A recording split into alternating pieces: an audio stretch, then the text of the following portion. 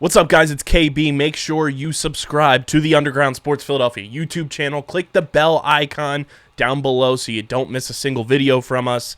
And thanks for tuning in to another video from Underground Sports Philadelphia. Now let's get into it. Philadelphia, baby, you're gonna love it. Best sports fans in the world. Actually, the worst, but that's what makes them the best. Welcome back to Top Bins, the show bringing you all the action from the Premier League and SerieA, England and Italy. I am your host, Matt, joined by my co-host, Dom. Dom, how are you? Glad to be back, Matt. I'm good. Feeling all right. Feeling very good about my team. And ready to be back on the pod, talk a little bit about the sport you and I love so much. Yeah, I mean, you summed it up. That is what we do on this podcast. Like I said, we bring all the action from England and Italy. You could have said it any better myself. Thanks for rehashing all of it. Terrific. I gotta get my feet wet. I gotta get back into it. Dust off the rust after a week hiatus. I spent the week down in Wildwood and stuff. So it's just that's trying to get off that vacation grind. Well, yeah, pretty much. We're going to go through our takeaways from this weekend past where we had both SerieA and Premier League back playing. SerieA for its second week, Premier League for its third game week. So we're starting to get a little bit of, statistics and a little bit of awareness of how these teams are actually doing. 3 games starts to give you a little bit better of a picture of who's good, who's not. My first big takeaway from the Premier League this weekend. Maybe getting a red card isn't the worst thing. Maybe getting a red card is cool now. Maybe getting a red card doesn't mean that you automatically lose the game. I'm thinking of West Ham when they beat Chelsea, despite going down a man. They were able to hold on for the rest of the game. In fact, added to their lead in extra time. This past weekend, Fulham come back, get a draw against Arsenal after going down, not just a man, but go down 2-1 in that game. Liverpool go a man down, come back from 1-0 deficit to win 2-1. Shout out to Darwin Núñez, always believed in my guy. Not Nottingham Forest, unfortunately. They went a man down still and ended up slipping away to Manchester United. It does away from home, though. It's a tough scene for sure. Arsenal a few weeks ago or last week, it all runs together. Went down to 10 men, still won against Crystal Palace. There's something about red cards and getting them this season that does not seem to actually kill you, and it doesn't seem to really bother these teams as much as maybe it has in the past. I don't know. Anything? I feel like it just puts a lot of pressure on the team that is up a man, because you kind of have to execute. You start paying attention too much or they may start paying too much attention to keeping possession, and maybe they become a little lackadaisical. They don't have that hunger to try to get another goal, to try to ice a game or really, put the team that got the red card out of it. If you kind of just hang around and let that team with 10 men kind of press and do what they need to do, they can come out with the victory, especially if you have a good manager on your side and they can make the proper adjustments to the lineup and put them in a good formation and have the right tactics to really, kind of get something out of it, even with 10 men. It's possible. But yeah, it's kind of weird that we're seeing it a lot more often than we're used to. Normally you see a lot of these teams, like, really, if you go down a man, you're done. It's even that Liverpool game, Virgil van Dijk gets that red card. I can see why it's a red card. It's tough because he's kind of not even paying attention to where the striker is. He's kind of putting his foot out there and going for the ball. Striker ends up getting in between it. He is last man back, so I get it. But a team like Liverpool with a manager like Klopp, he's going to put the best players in the right spots to even succeed with a man down. It's not the first time he's been in a situation like that. So, when you have these experienced managers and top managers with top squads, you can get the job done. And then you also have like these other teams, like you talk about, Fulham coming back. That's a team that's hungry and knows how to fight. and they can make something out of nothing sometimes. So I don't know. I think it makes for a very entertaining weekend when you hear a lot about that. And some FPL owners are probably really happy, and some are probably really angry. I don't know. What do you think? Is this like? There's already been 8 red cards this season. Technically 9, but Alexis McAllister's got rescinded because it was insane that it was a red card. It was a second. No, it was a straight red. I'm sorry that he was shown. Insane one that got rescinded, so he didn't have to face the ban for it. It technically still shows up. There's been 9 shown this season. Last season, in the whole campaign, there were 29 red cards. We're through 3 game weeks. What do you think this is? Part of this is and we almost saw Trent Alexander-Arnold get sent off early on against Newcastle because they've really tried to stamp down on players and discipline and talking back to the official and throwing the ball away or encouraging the ref to give someone a yellow card. Like they've really tried to cut out a lot of that drama. The problem is that subjective. Even within the Liverpool-Newcastle game, there were multiple moments. Joelinton, how he escapes that game without a yellow card is beyond me. There was 2 separate incidents of him asking a referee to apply a yellow card to someone else. That is supposed to be an automatic yellow now. Allegedly. That's what we're told, at least. Who knows? Even if you just go like this, right? Yes. Like you're not allowed to do that anymore. Like they're trying to eliminate all that stuff, crowding the ref, all of it. And they've been very proactive so far in applying yellow cards, and some of that has led to double yellows, which has gotten teams into trouble. You saw it for Tomiyasu for Arsenal. So I just think it's a little bit of flukiness. I don't think it's a coincidence either that a few of those teams were very good teams. I think Arsenal could still beat a team when they're down to 10 men.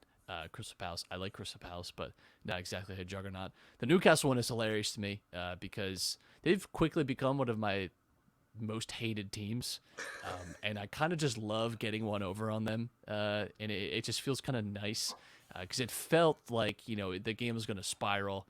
Virgil gets sent off. He's going to face extra discipline because of the way that he reacted to the officials and the things that he had to say. They were not very nice. I'm not a professional lip reader, but I know what "fuck you" looks like. Was it you or off? It was "fuck off, you're a joke, fuck you," multiple times. So there was quite a bit in there, and then he had to be like pushed down the tunnel by Klopp and a few other guys because he was just not leaving. And listen, at the end of the day, it was a red card. I'm not leaving. He went through Alexander Isak. It was a deniable goal scoring opportunity. It was a red card. I mean, it just was. There really was not much to even argue there. He swept the ankles. He did. He karate kid him. I don't know. He's clever with how he did it, because it was not clever. He went clean through. There's one angle that they were showing. I had the game on at work. People were asking to turn it off, and I was like, "No, this is staying on." And they show the one angle, and it, like I said a couple of minutes ago, it kind of looks like he's trying to kick the ball, but like obviously to kick the ball, he's got to kick through the striker. So like he was trying to get a yellow card there, didn't work out. It's just there was a little bit of aggression in that tackle, a little bit of frustration there.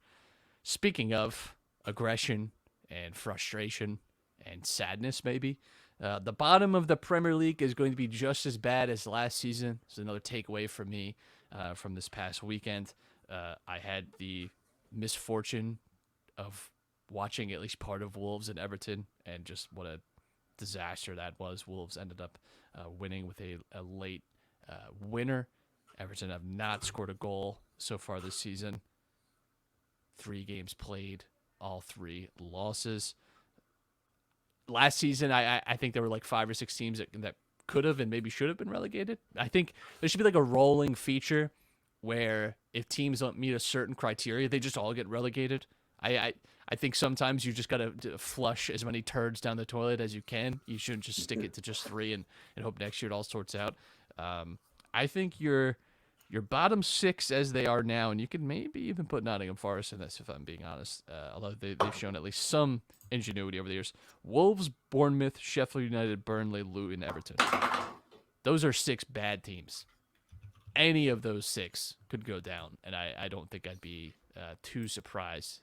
A lot of those teams were already preseason. Some of the 6 most likely teams to get relegated. I just think we're in for another season where a lot of these teams are just not very good. I do think Burnley could come good, but Vincent Kompany's got to figure something out here, a way to not be conceding a bunch every game. They've had not an easy start to the season, so I feel for them in that way. And they did get a win over Nottingham Forest in the League Cup. That helps. But yeah, I do think one thing has become very clear to me is that the bottom of the Premier League is going to be quite the mess, and I think we're going to have 5 teams, 6 teams potentially in the relegation scrap all the way to the end. Very similar to what we had last season. Yeah, like you see some teams down here that you can probably say, you know what, they're definitely not going to stay down there, like a Newcastle. Even like you said, like you like Crystal Palace. But I mean, I think like Crystal Palace, Chelsea, Fulham, they're kind of in like the right area right now. You got Newcastle super low. They got unlucky in a couple games. I think that parity will kind of, show itself when it comes to there. But below them, like Nottingham Forest, who I think can kind of float to stay alive. Yeah, like there's no team out there from 15 down that screams, "Hey, we're going to stay safe." I mean, it's going to be bleak for a lot of those teams this year. When you're looking at this, top of the table, and you do have, a top 10, top 11 teams that could be like, I'm including Newcastle in that 11, where like they can beat up on all of these teams beneath them, and they're just going to have a torrid time this season. It's not going to be good. It's not going to be good at all. I'm impressed with some of these other teams that continue to, build on what they had going last season for them, like a Villa, like a Brighton, either like a Brentford. It makes it really tough for, teams that have gotten unlucky in the past, like Chelsea, to try to work their way back up to where we're used to seeing them. You know what I mean? I feel really bad for Chelsea. I don't feel bad for them at all. Just did not get the rub of the green. I love seeing how this was one thing I thought in my head before getting on today was like, I didn't watch a lot this weekend, but I know what I'm going to do when I get on here. And when we're talking about the Premier League, I'm just going to rag on Chelsea. And that's what I always do. And the Roma of the Premier League, it's great. That's disrespectful to Roma. Yeah. I mean, their money has come from their own production, at least. They signed Chelsea's former striker, so. Well, we'll get into that. Yeah. We will for sure be getting to that. But yet, like, it's going to be really tough for these teams to try to stay out of this relegation zone when you look at everybody above them and you're like, they can't beat them. There's a massive quality gap. Wolves lose Matheus Nunes to Manchester City, at least very likely. He's going to be gone. That's a big loss for them in the heart of their midfield. I mean, there's not a lot of incomings in these teams that you think will change it. I think, again, we're only a few weeks away from probably even seeing managers leave. I think international break in October could be probably an opportunity to maybe move on from some of these guys because that's about the only option you have in season to try and change things up. At least until you get to January, you can hope to bring something in. So how many more weeks do you think before the coaching carousel starts?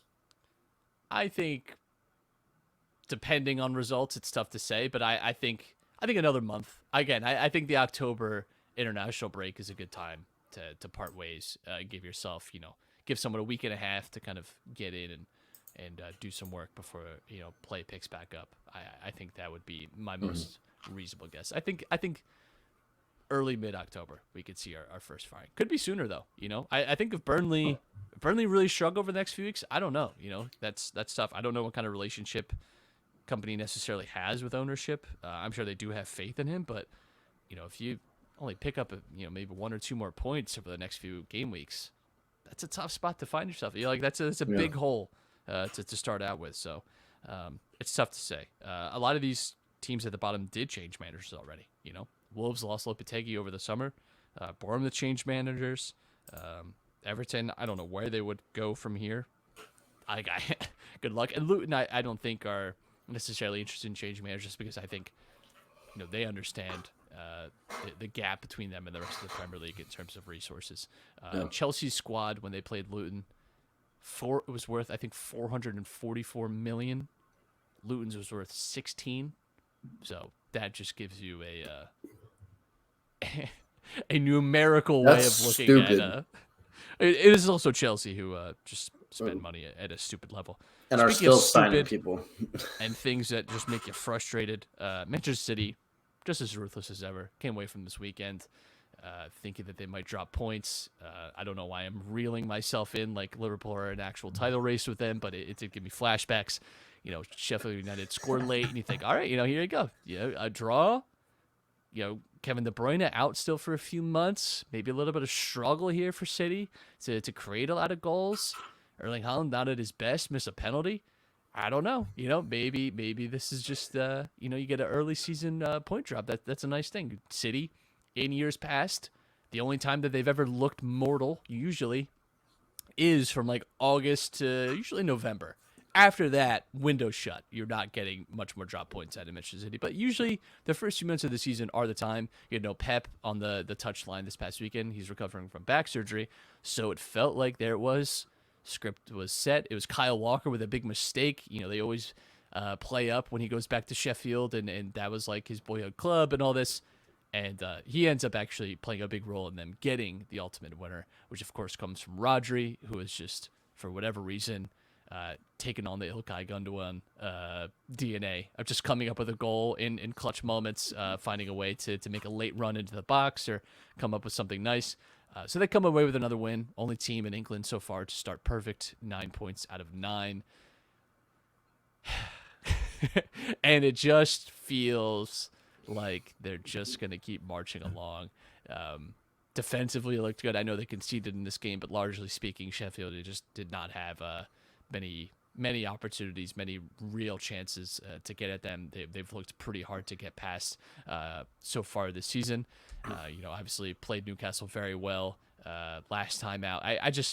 It's hard for me to not see City still as the big favorite for the Premier League, and they just find ways to do this. They find ways to get these late results, to be consistent, and when you're having Arsenal fans frustrated at dropping points at home to Fulham early in the season, which is not a great result, admittedly, but when you're already pulling your hair about the title and how many points you've lost in August, brother, you are down bad, and that is what City do to people. It's one thing to go out and spend a lot of money every year on not just starters, right? Because it seems like City has a core group of 11, and yes, they may remove and add different people here and there, like a Mateo Kovacic, right? But City, they spend a lot of money, but not in the way that Chelsea does. They don't just spend money to spend money. They're spending money on depth.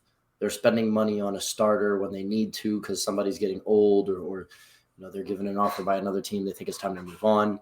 Now, a lot of people don't leave Chelsea or leave City just to leave City, right? Most of the time when they leave, it's time to move on. I think it's all credit to the culture that Pep has kind of built there since he's come in. I think that especially after last season, I think they've kind of finally solidified that they're more than just an oil money club now. But okay. I mean, you're not going to agree with me, obviously, but there's a difference between a quote unquote oil money club because they really don't have a culture. They don't have like an aura about them aside from, we just spend a lot of money to try to put together the best team possible. Normally that kind of stuff doesn't work out. You have to have that other edge about it, right? The players all have to be on that same page and that kind of level where it's like, we don't end till the final whistle blows and we're going to do whatever it takes to win every single game, never drop points, win every single tournament. And that's the thing that City has where, they're not just buying players and then loaning them out. They're buying players because they're going to rotate them in because they play 3 to 4 games a week, and they plan on winning as many trophies as they possibly can. So they want to bring in the best players that they can. They want to bring in as many players that they can rotate through the squad as they can. And when you have a guy like Pep Guardiola coaching, they have an X factor. So it's just a shame that they've just been at the top for so long now. And, the only team to really challenge them, or the only two teams to really challenge them, one being successful and one not, are Liverpool and Arsenal. And aside from that, who else is going to challenge them for a Premier League title in the foreseeable future? I don't really see it. I mean, West Ham is tied, with Liverpool, Arsenal, and Spurs for second place right now. Who knows how well they're going to keep up for them, but they made some pretty good signings. We're going to talk about one notable one later on in the show. I'm not going to what I'm not doing what. You're not making the West Ham title race case. You're not. No, not yet. It's too early. It's too early. It's too early. I'm just saying for a team that just made it out of the relegation zone last year to have 2 wins and a draw this early on in the season. Their relegation, their league form was a little skewed because of their European commitments, and that team was never really in danger of getting relegated. I never felt once that they were actually going to go down. They were always had just too much talent to be getting relegated. I think people really overreacted. Now, are they going to be good? Are they going to finish, in European spots? No. West Ham does not have that talent level, and also when Lucas Paquetá gets suspended for his betting scandal, I think we might change a little bit too when he's out for probably 6 months, like Ivan Tonius. But yeah, I do think for me, City they're very hard to catch, and it's because they are able to just spend repeatedly. Here's the thing, it's like having rich parents, and that I know people that had rich parents growing up, and that have rich parents as adults, and these people start their own business, and they're self-made. Here's the thing, when you can fall back on, and there's nothing wrong with this, it's just the way life is, but when you can fall back on your business or whatever adventure you went on and go to the family business whenever you want, or not have to worry about, you didn't have to scrounge to get that money, take out some small business loan or something, you just got gifted that money, it's different. And City had that exact same thing. When they can repeatedly spend 50, 60, 70, 80 million pounds on another fullback that this time will work, and it doesn't bother them when they miss on these guys, because they have missed over the years, even with Pep, even with this new system where they've definitely gotten good targets and brought in players. They still have a Ferran Torres every now and again, and almost every transfer window they have a Ferran Torres. Yeah. When you don't have to worry about the repercussions of that, it gives you a massive advantage, and that's what I'm tired of. Yes, maybe they're not Chelsea spending $1 billion in the last year, but I think people also forget they were spending lots of money. They were spending $50 million in 2014, 2015, when $50 million was a lot of money. It was a lot of money to be laying out for players back then. They've always done this. Pep is, listen, is Pep a great manager? Of course he is. He's probably the best manager of my lifetime. It's like him and Ferguson. I really think that. It's hard to separate that. But he also has had the ideal situation. And good for him, and he's succeeded in that in a way that, is incredibly dominant, but it will always be a product of oil money and unreal amounts of investment that no other team except for Newcastle, who are also backed by an entire country, could possibly keep up with. You can't. You just can't. It's even amongst billionaires, these people are ahead of multi-billionaires. These are people that billions are nothing to them. It's impossible to keep up with Manchester City. The biggest surprise is that we've seen Pep at teams. There's a burnout that happens. It happened at Barcelona. It happened at Bayern, where the message starts to fall flat, and I think players get a little sick because he's a very demanding, very crazy coach. And you don't get to be this successful without being both of those things. But there usually is a burnout with him. That has not happened. And that, to me, I think is the most surprising, is that I don't know what has changed necessarily. And this is why squad refreshment is so important, because if you keep the same players around and around, you lose a little bit of that edge. They have done a nice job over the years of introducing new players in that squad. But it's still that I think is the one impressive thing to me is somehow his voice and his command on this team has not been lost, and that is such a hard thing to do. Even like Jurgen Klopp at Liverpool, you just don't see managers go 7-8 years anymore. Like 5-6 years is a long time in management now, and both of them have been around for a number of years, and it doesn't feel like they've let up necessarily. Liverpool have faltered more than City have over the last few years, but the fact that Pep has still been able to get the most out of this squad that he has is really impressive. I think all other things aside, the fact that he has not fallen off somehow is really something. It's actually a great point that you bring up, and it made me start thinking about Arteta. What is he in his 4th year now? 3rd, 4th at Arsenal? I think he took over 1920, I want to say, like in the middle of that season. So okay, so he's however in you his 4th want to break season. that down. Yeah, his 4th year, give or take, right?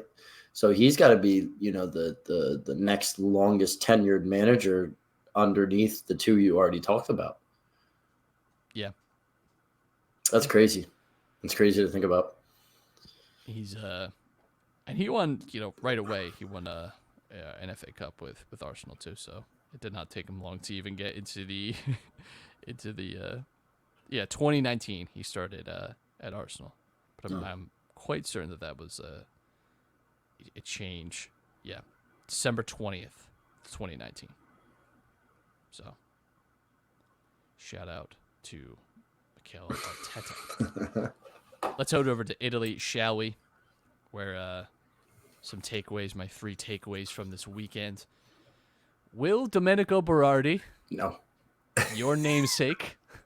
Don't no. First off, before you finish this, don't relate me to this guy. Don't relate me to this guy. You don't love Domenico Berardi? Wow. He's an Interista. Okay, well, I just want to. He's a fellow Domenico, but whatever. I know he's also always like had a hatred like for Milan. He always seems to score on them and like ruin my day when they play Sassuolo. So I think one of your best memories of the last decade is coming against a game against Sassuolo. Listen, I understand that. Yeah. More times than not. Will Berardi escape the sinking ship of Sassuolo? He's not played or featured in the squad for Sassuolo so far this season. The deadline for this deal apparently was August 17th. Juventus especially were very interested in him, but Sassuolo are not committing to any kind of deal. They said that was the deadline. If you wanted him, that's when you had to do it. That's the way which I don't think is unrealistic and unreasonable. I think, listen, they were fine with letting him go, but I think you give yourself some time to find a replacement for the end of the window and have your right preparations for the season. I don't think that's crazy in an unreasonable stance to have. In fact, even an earlier deadline, I think would have been even more fair, especially more to Sassuolo. It's an interesting situation, though, because, again, he is not featured. The transfer deadline day is tomorrow, so any kind of issue has to get resolved. I wonder if this is something that bleeds over into January, but the reason this is important is Sassuolo are at the very bottom of SerieA at the moment. Now, they have had not an easy start to the schedule, I wouldn't say, in Atalanta and Napoli in their first 2 games. I think in most seasons, those are probably losses for Sassuolo, most likely. I think a good result would be getting a draw out of one of those games in most seasons for Sassuolo. So I'm not hitting panic alarms just yet, but I think it does give you a glimpse into what the season could be. Outside of Berardi, they don't really have a great goal threat. Midfield, obviously, they've lost Frattesi. They've lost talent over the last few years in totality. This is not a team that is, just has guys, coming out of the woodworks. They're not a team that's producing tons and tons of talent. Pinamonti is a ghost as a striker. I don't get him. I think this is important to Sassuolo's season, how this situation gets played out, because if he leaves, you're in a tough position because you don't have really any time to find a replacement. If he stays, if he's unhappy, not playing his best, kind of need Domenico Berardi, I think, playing at his best if you want to have an even mildly successful campaign. So this is a story that, to me, is important as it develops. I mean, aside from when, they had that attack of him, Scamacca and Raspadori and a very solid midfield. Fratesi was still there and all of that. When those guys started to leave, it became the same old Sassuolo again, where it's like Domenico Berardi has to put this team on his back, and sometimes he can do it and sometimes he can't. And now he's finally started to see it, because this isn't the first season where there's been all of these, rumors swirling and, Berardi's leaving finally. He's finally going to the big team that he needs to make a move to. The teams have been touting for him they've been courting him for years. I mean, and something's always kept him coming back. I don't know if he's just comfortable, in the area he's living in, or I don't know if this is real or not, but apparently his girlfriend was going to school near there, and I think that was part of his deal with staying there in the area, was that he didn't want to move and disrupt her life as well. I don't know how true that is, but yeah. But regardless, he's getting towards the twilight of his career now. Hold on. Berardi's not going to the twilight of his career. Ciro Immobile is going to the twilight of his career. Domenico Berardi is not going towards the twilight of his career. How old is he? He is not twilight of career. I tell you that much. Come on, Tom. Listen. He's 29. Are we headed to the twilight of our lives? What do you say? I'm not a professional athlete, so it's a little bit 29 different. is not twilight. That is prime. I'm in the prime. Yeah. How was your 2-month back layoff? Yeah. Listen. You are in the twilight of your athletic career, my friend. Domenico Berardi is not. Listen. Calm on. We're talking a couple of years ago, he was one of the main players for the Italian national team in the Euros. And if he wants to still be a regular call-up for the national team, which I'm assuming he still wants to, because he needs to make a move to a bigger team, and I just don't think it'll work. I don't see it happening. If it doesn't happen in January, it's a lost cause. I don't think he'll ever leave, because teams have wanted him. Teams have given him offers. Inter has wanted him. Milan has wanted him. Juventus most recently has wanted him. Atalanta, I remember at times there were rumors going around for him. Some of the biggest teams in Italy have wanted him. He's never left. So nothing convinces me that he is going to leave. I don't know. I mean, he's had great seasons at Sassuolo. So last year, 12 goals, 7 assists. The year before, 15 goals, 14 assists. 17 goals, 7 assists. 14 goals, 10 assists. The last few years, he has been very good for them. One of the most productive attacking players in Italy. So I think he would do well at a top team. Yeah, I don't know what it is, why he necessarily hasn't left. It does seem like this is him pushing for a move, though, which I don't think we've really seen from him in the past. He's taken himself out of the squad, and it's just not playing, and he's training separately because he's pushing for this move. It seems like maybe he sees kind of the writing on the wall potentially with Sassuolo this season, that it's not going to be a great year, and maybe this is his opportunity to enjoy, again, even to a final big contract. This could be a 4 or 5 year deal that sees him through, and maybe he sees the opportunity to get some titles and, also maintain his spot in the national team. You got the Euros to think about, although you got Spalletti at the helm with the national team now. We'll see, if he's a different style or has his own favorites that he brings to the national team. But it seems like Spalletti plays that 4-3-3, so having a right winger is kind of crucial. He's like one of the only Italian right wingers in existence, at the top level. So it's almost like, we could see him there just based off of necessity. But when you've got guys like Nicolo Zaniolo, who's been playing really well, both in Turkey and now he's in the Premier League, he does have some competition for that spot. Very true. Very true. I know this part will make you happy. At least 1/3 of this part will make you happy. Talked about this last week, but it's just continued into this week, and I think it was how we felt coming into the season. Milan, Napoli, Inter all continue to impress early on the season. It's 2 games in. You can't overreact, but they have looked, and it felt like coming into the season, these were the 3 best teams in Italy they really have looked the part so far. Milan, I think, have actually probably been the most impressive in terms of just overall display. You know, they put on a big goal scoring kind of show over the first 2 weeks. Napoli, though, just chugging along as usual. Victor Osimhen just total backpack job. He's great. It's unbelievable the level that he is just seems to be taking again this year in terms of just carrying Napoli through even bad performances. Inter, I would say, also just very composed performances through the starts of this season. I think there's a lot to be pleased about there for all three of these teams who have just again very early on started to really set themselves apart from a lot of their peers. Each of those teams has a striker that leads the league in goals right now. They're all tied at 3. Osimhen, Giroud, and Lautaro all have 3 goals in 2 games. 2 of Giroud's, granted, come from PKs, but yeah, I mean, all 3 of these teams are still playing really well. I'll give Inter their flowers for this. We spoke about this in the preview. They're going to be a strong team. They're some people's favorites to win the league this year. So, you know, it's kind of expected that they're still going and they're still playing well. Same thing for Napoli. Osimhen is just incredible. He's so good. And now he went back to the haircut he had at Lille, where it's bleached up top, but it's super low. So watch out. He's going to light the league on fire just based off of that. Milan, they're good. I love what the signings have been able to do in the attack and in the midfield. It seems like Pioli has found tactics that work for the team. However, there are some spots in the defense and some lapses that they've had that have kind of concerned me.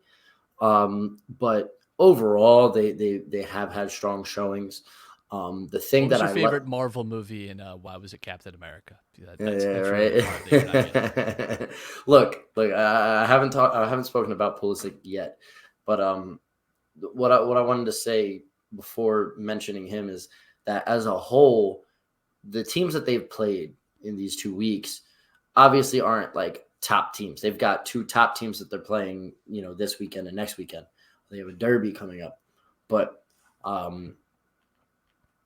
in the past, especially like last season, these are not comfortable games for Milan. Like Bologna had a great season last year. It wasn't a comfortable game for Milan. Milan went out there, handled that game to the T. We're always in control, always seem to be on the attacking end. Yes, Bologna gets a couple chances here and there where I held my breath watching the game, but overall, they're moving the ball. Milan has the ball. They're in possession. They're attacking. Look Pulisic no further than great. Bologna's performance against Juventus too, and that Thiago Motta I think is still one of the best. Yeah. He's not as young as maybe some of the youngest Italian, but I think of like a younger generation. I think he's a guy that has stood out to me, especially when you think of the position that he played. I think he's a very good coach, very good manager. I think has a bright future. And Bologna had a very good season last year. They're always a tough team to play. They're never an easy out. For Milan to go out there and win 4-1 is pretty impressive to me. And I mean, Pulisic has kind of impressed everybody, not just me, not just me, but everybody thought he was coming in. He's Leao's backup, right? Because he normally plays on the left.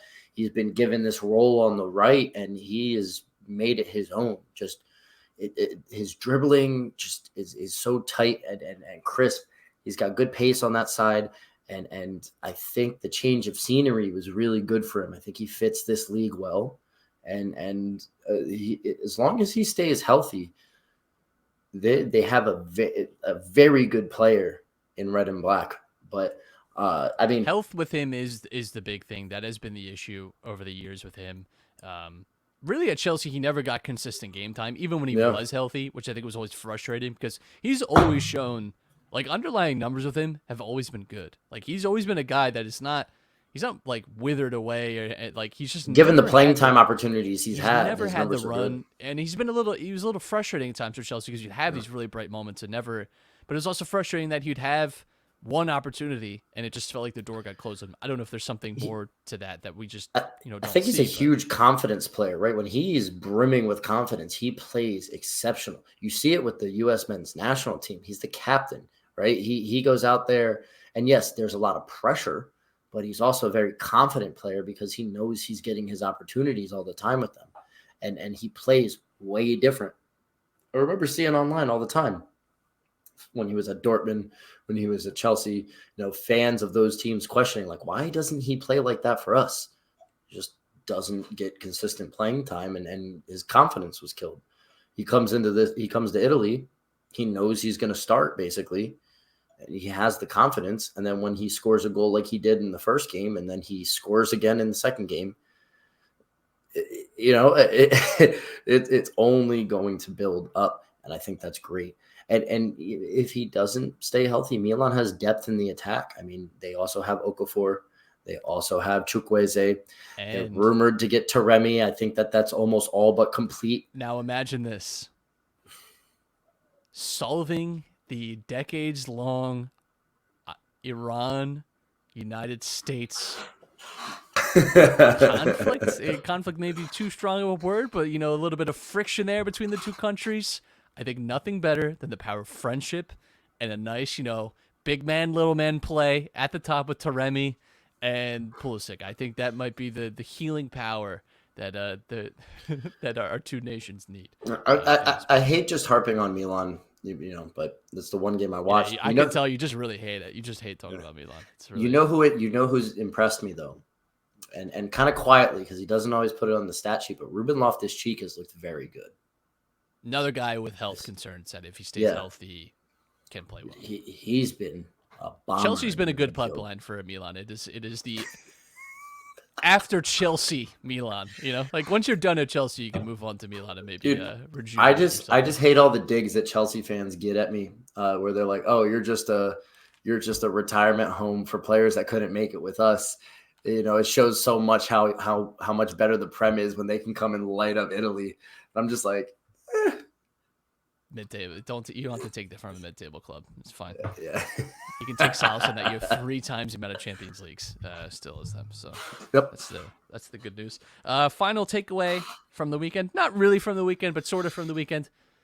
Speaking of Milan's next opponent in Roma, can Romelu Lukaku, the world's strongest man, come in and lift not just a capital, but a nation above his big, broad shoulders and bring them to some kind of success this season?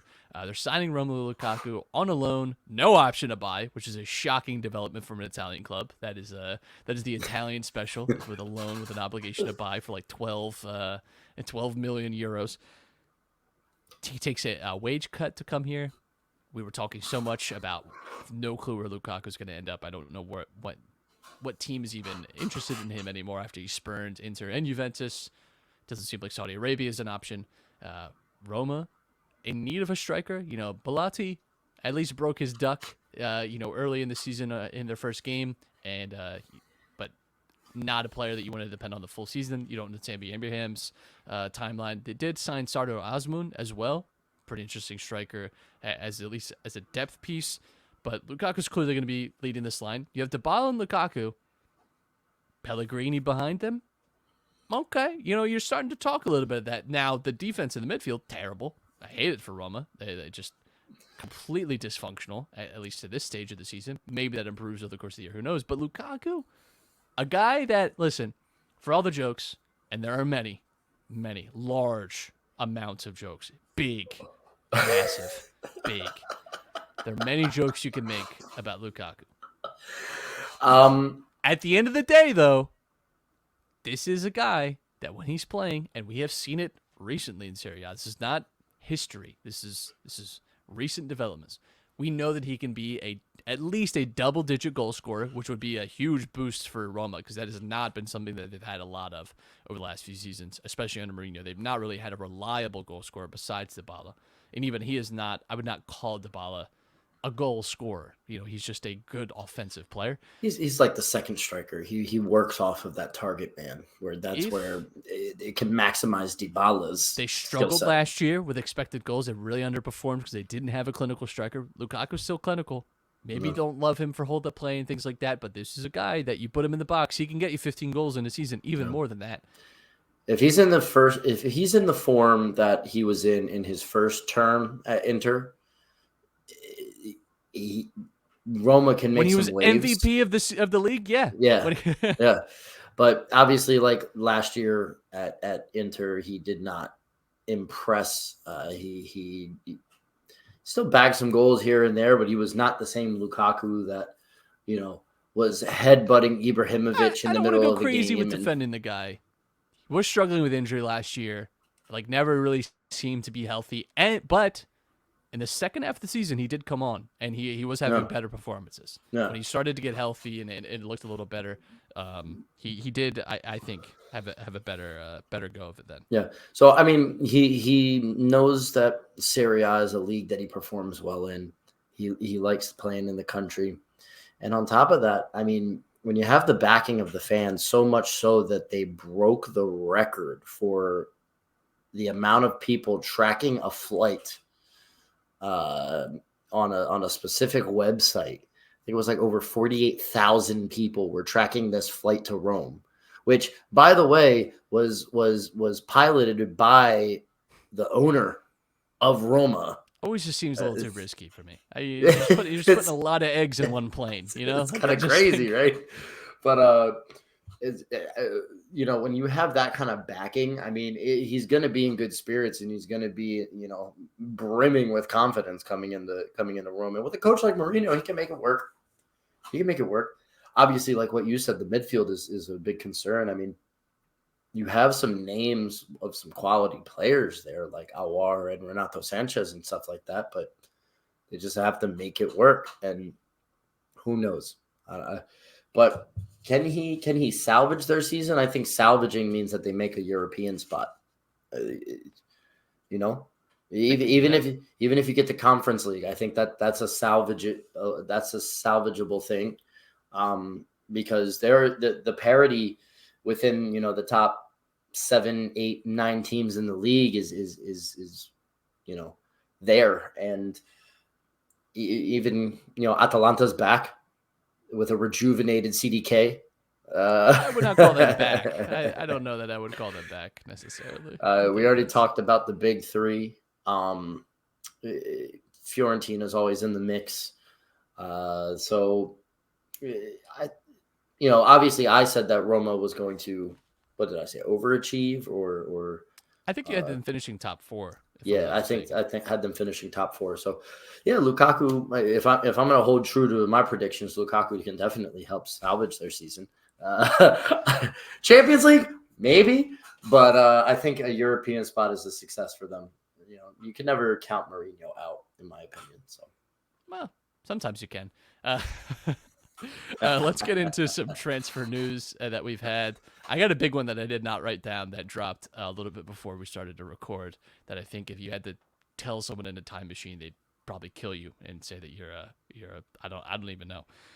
Matteo Guendouzi to Lazio. This one was rumored, but seems to have finally officially been done. Not a bad replacement if you're talking about like a Milinkovic-Savic kind of type of player, guy that can give you a little bit of box-to-box stuff.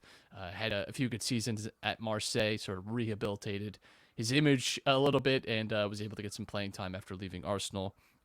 Only 24. I think we forget that he's still a very young player. He just broke out so young at Arsenal that he's been around a long time, but still has plenty of his career left.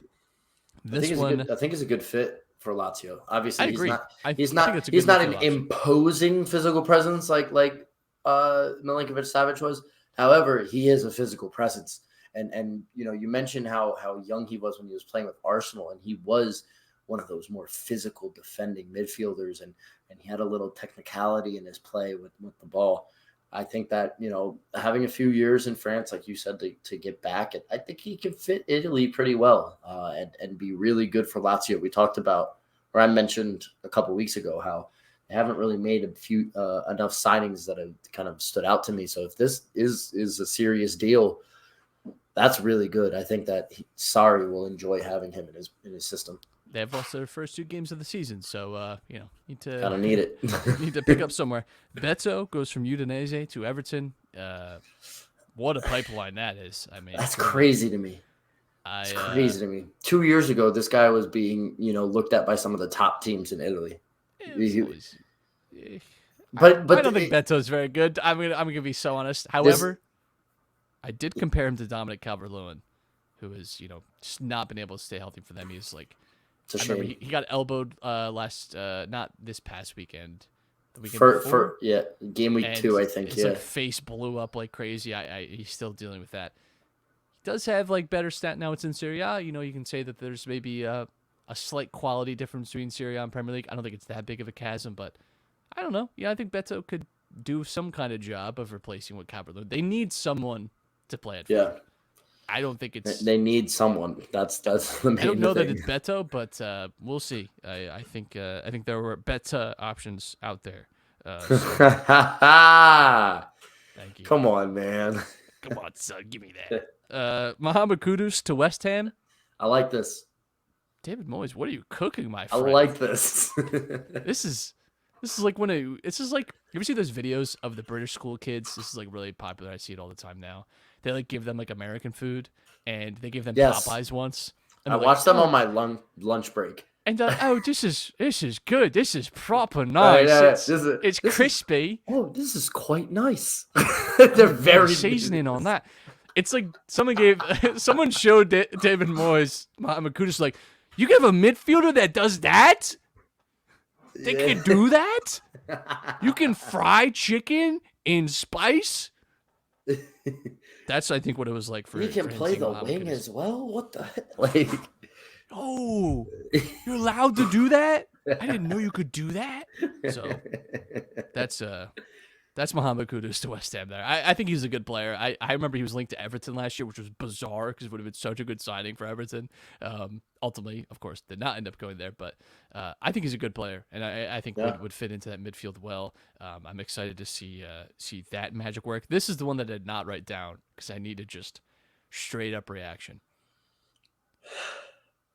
It's a Brighton signing. It's a loan deal. Ansu Fati to Brighton on a year-long loan.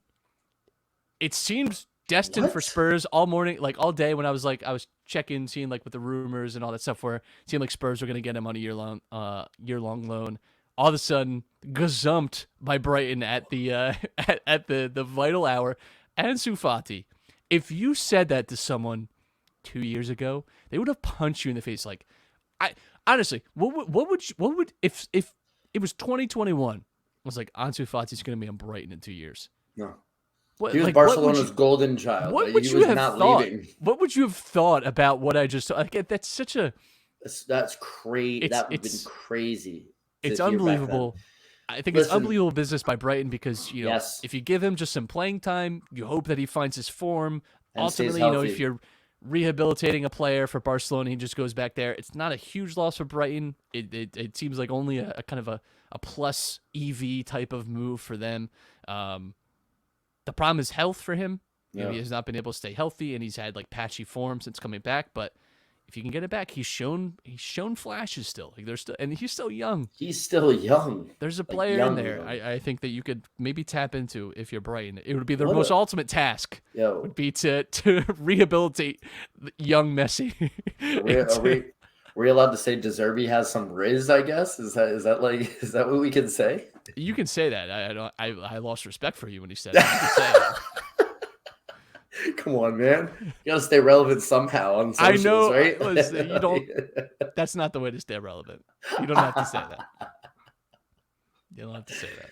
Look, but I mean, there is some truth in it. I mean, for Brighton to have this kind of pull and bring in these types of players, I do think it's the fact that they beat Spurs to this was kind of surprising. Well, it speaks a lot to their project and what De Zerbi has going on there. He decided not to move to another club. We were talking about this over the summer. Does he go to another club? A club that needs managers. He's shown that he can perform well with not the most ideal team, right? But he gets the players he wants. He has a really good system that he's been running. They sold Moises Caicedo for a crap ton of money.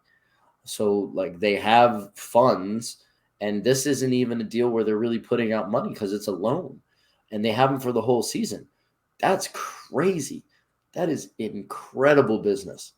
I mean, big up to De Zerbi, big up to Brighton sporting director.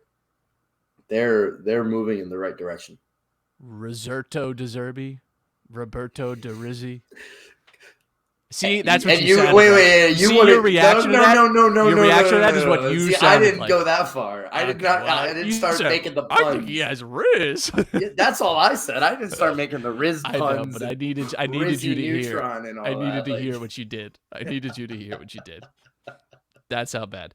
Dom, at the bottom of our Google Doc is a link to the drawinker.1. One of my favorite times of year is when we have the pots finally settled for the Champions League draw, but you can go on here and just have fun. By the time you're listening to this, if you're not watching live, you already know what the Champions League groups are. I always like to just do a random one that we each like read off because it's always fun. It's fun to just randomize it and see what groups you end up with, what group of death. There's a lot of potential for groups of death in this iteration of the Champions League, just because, you know, Milan are still a pot 3 team. You know, that's not really necessarily where they should be classified. Teams in pot 2. Newcastle are in pot 4. Union Berlin are in pot 4. Real Sociedad. You have Arsenal in pot 2. You know, that could Real Madrid's in pot 2. Right, Real Madrid in pot 2. Like, any way you look at it, there's a lot. So I already did one. You can kind of press all the balls while I'm reading you some of the highlights of the groups. I think this one would be hilarious because we've just saw it so much over the years. Not Bayern, but Barcelona, Arsenal, Copenhagen, Union Berlin. That would be quite the group. I got Man City, Leipzig, Braga, and Galatasaray. That would continue the just tradition of Man City getting Leipzig every year and also getting, of course, a very easy Champions League group. Paris Saint-Germain, Real Madrid, Lazio, Celtic. The Kylian Mbappe derby in the group. I think this one is meant to be. I think this one is written in the stars for sure.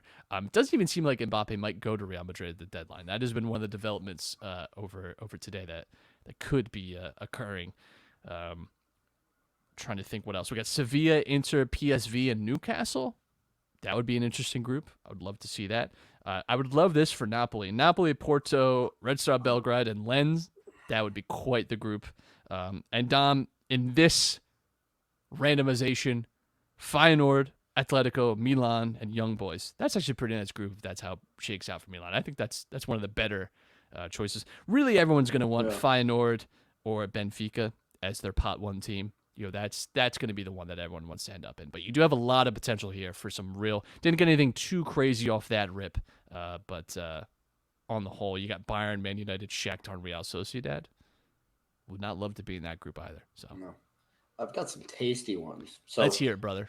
At first, I was clicking the balls and trying to do it, but then I wanted to pay attention to like hear the results you did, so I just clicked fast draw and just finished it. So Real Madrid has such an easy group. Feyenoord, Real Madrid, Salzburg, Newcastle. They easily top that group and get Newcastle out of it, right? Not even making it to Europa League out of that one. I have arguably 3 groups of death based off of the makeups. So Group B is Bayern, United, Milan, and Lens. So that's crazy, first off. That's tough for me. That is a very tough group. Imagine Milan again, just another year. Just getting... oh, my God, man. Just getting pulled into the worst groups. Don't bring back my war flashbacks, man. Group C, I think that Sevilla and Porto get out very easily because they have Crvena Zvezda and Young Boys. Group D, Napoli, Atletico, Copenhagen, and Union Berlin. That's a tough group. Group E, Benfica, Leipzig, Shakhtar, Antwerp. Group F, here's another one of my groups of death. Man City, Inter, PSV, and Real Sociedad. That's a tough group. Yeah, that's a very tough group Inter as well. Every year do end up in the group of death. So that one might be that might be one we actually see tomorrow. And here's another one that's very tough. Barcelona, Arsenal, Lazio with Celtic in that group because Celtic isn't a slouch in the UCL. They always seem to find a way to get results. In a group of Barcelona, Arsenal, and Lazio, though, who knows? And then in Group H, Paris, Dortmund, Braga, and Galatasaray. That's a fun little group to watch right there. Yeah. I've heard that Ousmane Dembele has been playing well in Paris as well. So shout out to them. But until he, he's been playing well until he hurts his legs. So he was healthy last year. He's if he could talk about a guy that if he could just stay consistent, unreal player. One of the most two-footed players I've ever seen in my life, too. Just obscene. Guy that was taking he doesn't even know what his stronger foot is. Like when you ask him, he's like, I don't know. It's unbelievable. That's crazy. That's what's crazy about him. He's a player that if he can figure it out, could be one of the world's best for sure. Let's look just very quickly ahead at the weekend's action. You already talked about it, but Roma Milan, that definitely is one of the highlights of the weekend. But you also got Napoli and Lazio as well. That's a nice fixture. I think you got good stuff. And you got Inter, Fiorentina on Sunday. Every day of the weekend is giving you something nice in Italy to look forward to. Every damn day. In England, you got Brighton, Newcastle. Kind of a newcomer derby. Like two teams that really had a good performance last season on the course. And you got Sheffield, Everton early that morning.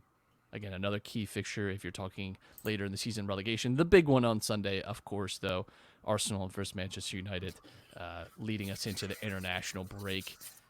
That's going to be a good one. We'll be back next week to break that all down for you, and maybe have an interesting take on the international break and how much we hate it and how much it sucks that you get a few weeks and then you're back to nothing on the weekend mornings. Dom, anything to say before we get out of here? I'm going to make sure that I have that Arsenal and United game on at work. Open up the brewery, have that game on. Definitely excited to watch that. I'll be keeping tabs on that Liverpool Villa game. That looks like a really good game to watch this weekend. No Van Dijk. I know you obviously agree with me on that one, but that does look like a very, very tasty game to watch. And Brighton Newcastle. So, yeah, man. Glad to be back on the show. Always, please rate us 5 stars wherever you get your podcast from. And I will be back with Footboys soon. I got some talking to do about, loading the new EA game is weeks away now. But I'm still playing FIFA 23. So go check that out if you haven't already. Footboys Podcast on the Underground Sports Philadelphia Network. We will see you next week, breaking down all the weekend's action as we always do. Until then, stay safe, enjoy the games, and we'll talk to you next time. Bye.